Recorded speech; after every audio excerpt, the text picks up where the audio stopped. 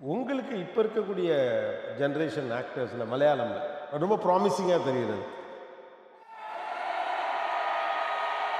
Most of the actors are very good.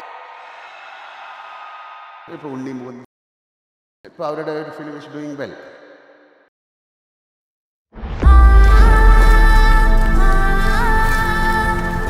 സിനിമയിൽ അഭിനയിക്കണം, cinema ചെയ്യണം എന്നൊക്കെ അതിൻ്റെ ഏറ്റവും ആഗ്രഹം.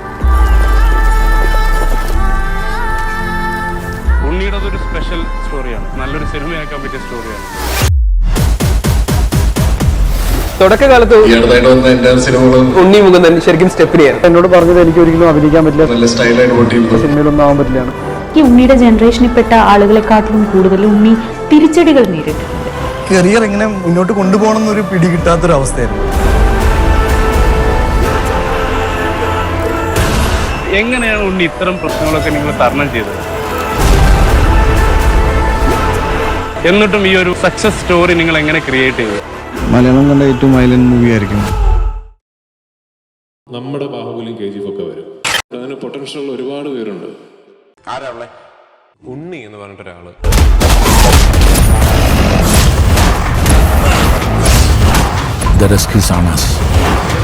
അവൻ യുദ്ധം പ്രഖ്യാപിക്കുകയാണ്.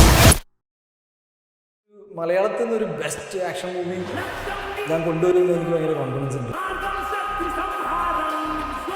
വന്നപ്പോ മുതലുള്ള ചെന്നായ്കൾ എന്നെ കൂട്ടം കൂടി അടിക്കാൻ നോക്കാം.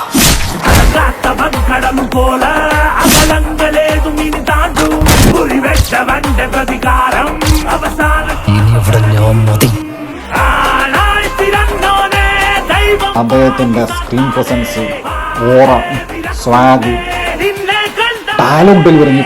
യുദ്ധത്തിന്റെ ഇടയിലാണ് ശരിക്കുള്ള സ്വാതന്ത്ര്യം. കുടുംബത്തിനെതിരെ ആര് നിന്നാലും ചോര കൊണ്ട് ഞാൻ അവരെ കുളിപ്പിക്കും. കൊല്ലാനുള്ള സ്വാതന്ത്ര്യം. നരകത്തിന്റെ രാജാവ് സാത്താനാണ്. ഫാൻസ് ഉണ്ട്. ചേട്ടൻ ഒരു സിനിമ കിട്ടിയാൽ തീരാവുന്ന പ്രശ്നമേ ഉള്ളൂ എന്ന് പറയുന്ന ഫാൻസ് ഇപ്പോഴും ഉണ്ട്.